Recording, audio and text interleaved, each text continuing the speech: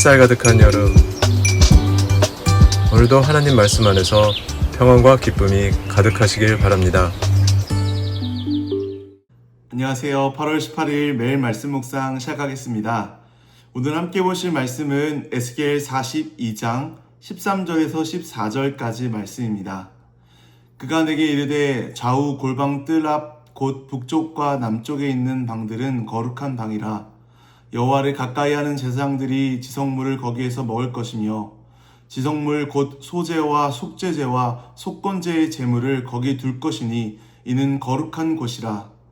제사장의 의복은 거룩함으로 제사장이 성소에 들어갔다가 나올 때에 바로 바깥들로 가지 못하고 수종드는 그 의복을 그 방에 두고 다른 옷을 입고 백성의 뜰로 나갈 것이니라 하더라. 아멘. 에스겔서 전체를 관통하는 질문 하나를 꼽는다면 이런 질문을 던질 수 있습니다.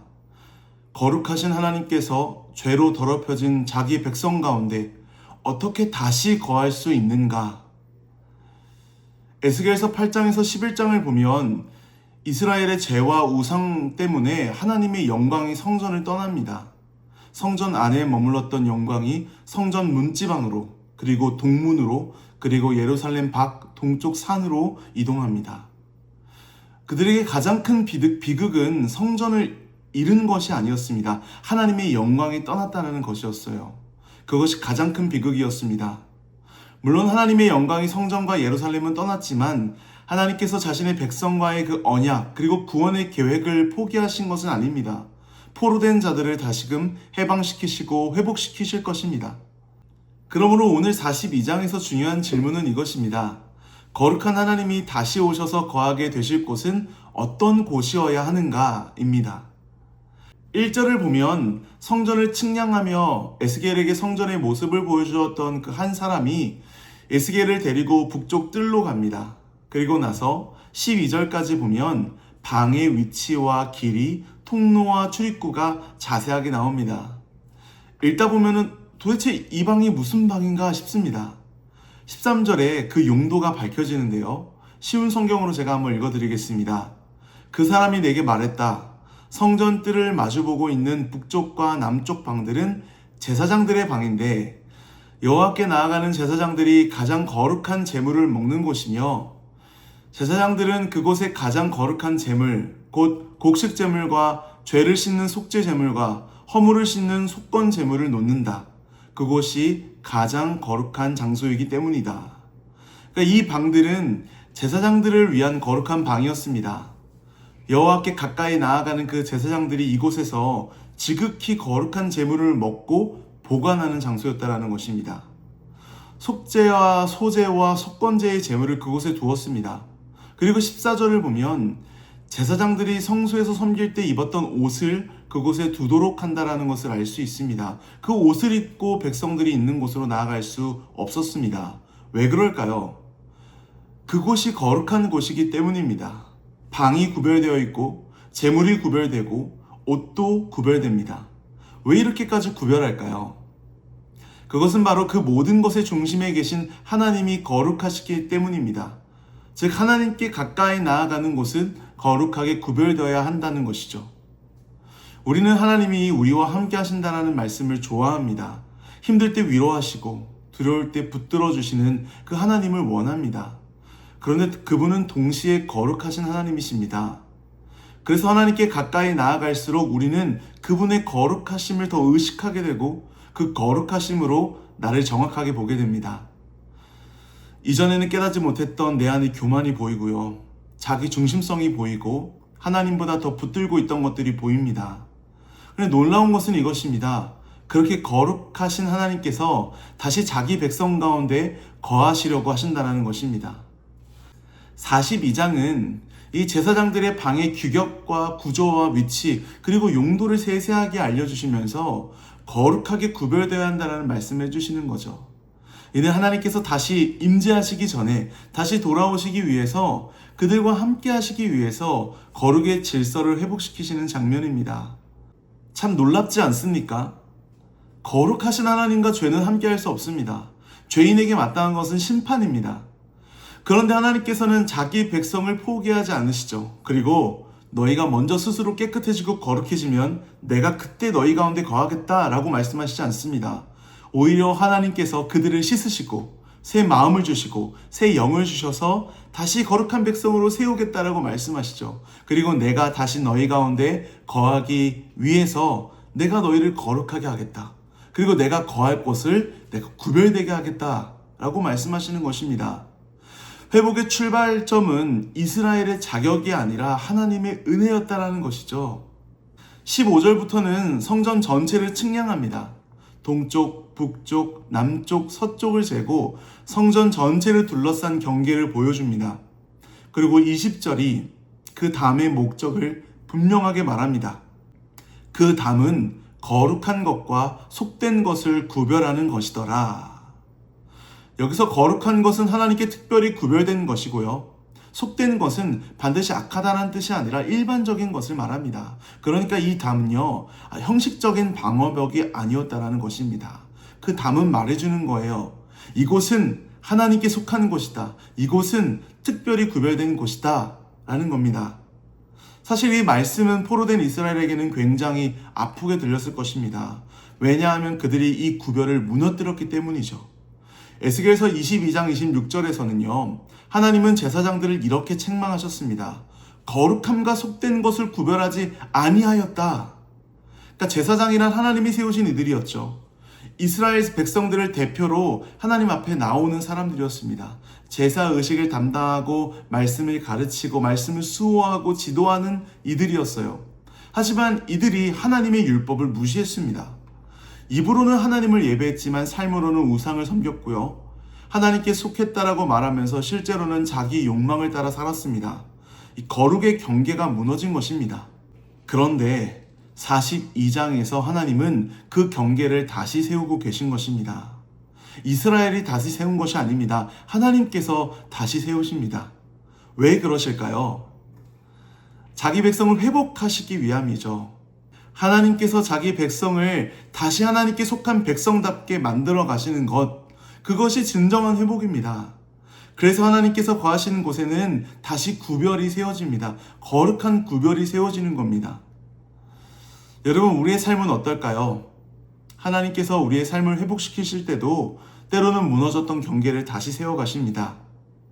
내 욕심과 하나님의 뜻 사이에 경계를 세우시기도 하고요. 사람들의 평가보다 하나님의 말씀을 더 크게 바라보도록 우리의 시선에도 경계를 세워 가십니다. 우리는 너무 쉽게 그 경계를 넘어갑니다. 사람들의 말 한마디가 하나님 말씀보다 더 크게 들릴 때도 있고요. 눈앞의 상황이 하나님의 약속보다 더 크게 보일 때도 있고 내 계획이 하나님의 뜻보다 중요해질 때도 있습니다. 그런데 하나님께서는 말씀을 통해 다시 우리를 그 자리로 불러오십니다. 너는 내게 속한 사람이야. 너는 세상에 속한 사람이 아니라 바로 나 여호와 하나님께 속한 사람이야 라고 말씀하십니다. 그렇게 다시 시선을 하나님께로 돌이키는 것이죠. 하나님께서 지금 내 삶에 다시 세우고 계시는 그 경계는 무엇입니까? 어쩌면 하나님께서 어떤 것을 내려놓게 하셨을 수도 있습니다. 어떤 관계에서 멈추게 하셨을 수도 있고요. 내가 가고 싶었던 길을 막으셨을 수도 있습니다. 말씀을 통해 이전에는 아무렇지도 않게 여기던 것을 더 이상 아무렇지 않게 여기지 못하게 하셨을 수도 있어요. 우리는 그 경계를 처음에는 답답하게 느낄 수 있습니다. 그러나 하나님께서 세우시는 경계는 우리를 괴롭게 하기 위한 울타리가 아닙니다. 하나님께 속한 사람으로 우리를 다시 세워가시는 회복의 울타리인 줄 믿습니다. 그래서 그 경계 안에서 우리는 잃어버리는 것이 아니라 오히려 되찾습니다. 하나님보다 더 크게 보였던 것들이 작아지고 흔들렸던 우리의 시선이 다시금 하나님께로 향하고 내가 누구에게 속한 사람인지를 다시 분명하게 바라보는 것입니다. 이제 말씀을 정리하겠습니다. 오늘 우리는 하나님께 자기 백성 가운데 다시 거하시기 위해서 무너진 거룩의 질서를 회복하시고 경계를 세우시는 것을 보게 됩니다. 근데 마지막으로 중요한 질문이 하나 남았죠. 죄인인 우리가 어떻게 거룩하신 하나님께 가까이 나아갈 수 있을까요? 우리가 먼저 깨끗해지고 충분히 거룩해진 다음에 하나님께 나아가야 할까요? 아니죠. 그렇다면 하나님께 나아갈 수 있는 사람은 아무도 없을 것입니다. 하나님께서 우리에게 친히 찾아오셨다는 것을 우리는 믿어야 합니다. 요한복음 1장 14절은 이렇게 말씀합니다. 말씀이 육신이 되어 우리 가운데 거하심에 우리가 그의 영광을 보니. 여기서 거하심에 라는 말에는 장막을 치고 거하신다는 의미가 있습니다. 구약에서 성막과 성전 가운데 임하셨던 하나님께서 이제 예수 그리스도 안에서 우리 가운데 오신 것입니다. 예수님께서도 자신의 몸을 가리켜 성전이라고 말씀하셨습니다. 그러므로 에스겔이 바라보았던 그 하나님의 임재와 회복은 궁극적으로 예수 그리스도 안에서 그 절정에 이르게 되는 것입니다. 궁극적인 회복을 주님 안에서 이루는 것입니다. 그런데 그리스도께서는 단지 우리에게 오신 것으로 끝나지 않으셨습니다. 우리를 거룩하게 하기 위해서 십자가로 가셨죠. 가장 거룩하신 분이 성문 밖으로 나가셨고 우리가 받아야 될 심판을 그분이 받으셨고 죄인이 있어야 될 그 바깥 자리에 그리스도께서 서셨습니다. 자기의 피로써 자신의 백성들을 거룩하게 하시려고요. 그러므로 우리가 하나님께 나아갈 수 있는 근거는, 유일한 근거는 우리의 거룩함이나 경건이나 순종이 아닙니다. 오직 예수 그리스도의 보혈입니다.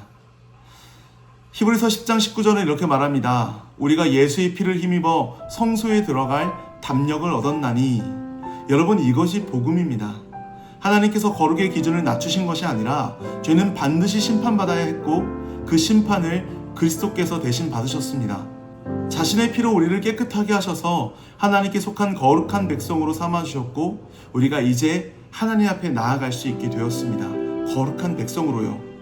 그리고 더 나아가서 하나님은 우리를 혼자 두지 않으십니다. 에베소서 2장 22절 말씀에 너희도 성령 안에서 하나님이 거하실 처소가 되기 위하여 그리스도 예수 안에서 함께 지어져 가느니라. 그리스도께서 우리를 거룩하게 하시고 성령께서 우리 가운데 거하시며 이제 우리를 하나님께서 거하시는 거룩한 교회로 세워가신다는 겁니다. 교회가 되고 교회로 살아가게 하신다는 것이죠. 사랑하는 여러분, 이것이 하나님께서 자기 백성에게 주시는 가장 큰 회복이며 가장 큰 복입니다. 거룩하신 하나님께서 우리 가운데 거하십니다. 오늘도 그 그리스도의 피를 힘입어 하나님께 가까이 나아가고 그 거룩하신 하나님 앞에 우리가 살아갈 수 있다는 것만으로도 정말 감사와 찬양과 은혜에 화답하는 그 마음으로 하루를 살아가는 저와 여러분 되시기를 간절히 소망합니다. 성령 하나님께서 우리를 거룩한 교회로 함께 지어져가는 교회로 우리 모두를 인도하실 줄 믿습니다. 함께 기도하겠습니다. 거룩하신 하나님, 오늘도 거룩하신 하나님 앞에 살아가게 하심에 참 감사합니다. 이 모든 것이 그리스도의 보혈의 은총임을 믿습니다. 주님의 그 은혜를 힘입어서 오늘도 거룩의 그 백성으로 아버지 하나님 세상 속에 빛과 소금의 역할들을 감당하며 그렇게 거룩한 백성으로 살아갈 수 있도록 도와주시옵소서. 나를 통해 주님이 드러나는 그러한 복된 하루 되도록 하나님께서 역사하여 주시옵소서. 감사드리며 예수님의 이름으로 기도합니다. 아멘. 화요일 기도 제목 놓고 함께 기도하겠습니다. 담임 목사 외 교육자들의 가정과 사역을 위해 기도해 주시길 바랍니다. 소명감과 사명감으로 말씀을 준비하고 맡겨진 사역을 잘 감당하도록 가정과 자녀들을 지켜주시기를 기도해 주시기 바랍니다. 화요 중보기도 모임을 위해서 기도하실 때 교회의 영적 동력이 되어 부흥의 초석이 되는 모임이 되도록, 또한 참여자들의 성결함과 기도의 은혜를 주시기를 함께 기도해 주시길 바랍니다. 새 성전 리모델링과 현 건물 매각이 하나님의 계획 안에서 순적히 이루어지며 이 일에 온 성도가 기도로 한마음이 되도록 기도해 주시고, IT에서 사역하시는 박동환 선교사님, 우즈벡에서 사역하시는 강세르게이 성교사님, 카자흐스탄에서 사역하시는 김선종 성교사님을 위해서 그 모든 성교사역 가운데 하나님께서 크신 은혜로 함께 해달라고 함께 기도하시겠습니다.